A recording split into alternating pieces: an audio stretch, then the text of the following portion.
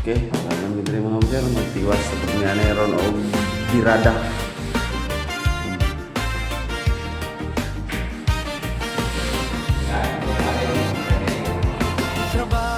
Birada na kita, kaya kanina po mo ang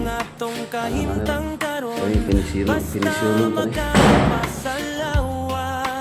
Okay, birada sa ta.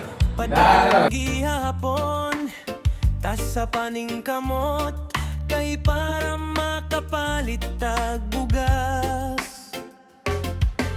Para sa pamilya nga gigugma, bisan usahay kapoy nakaayo, mo padayon gihapon ta. Salamat kaayo Lord sa pusog nga imong gihatag. Bisan daghang problema, wala ka gyud mibiyakan ako. Salamat Lord sa dugang pusog, sa akong kinabuhi nga puno sa pagsulay.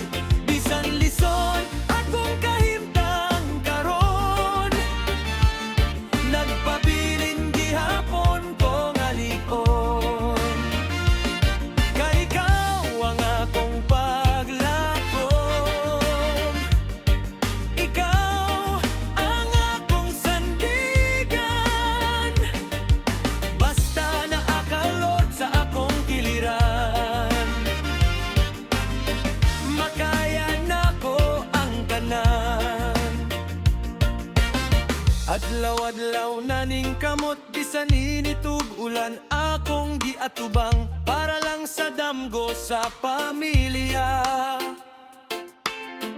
Nga unta mo abot ang kalipay, dili ta dapat mohunong. Bisan usahay walay kasiguruhan,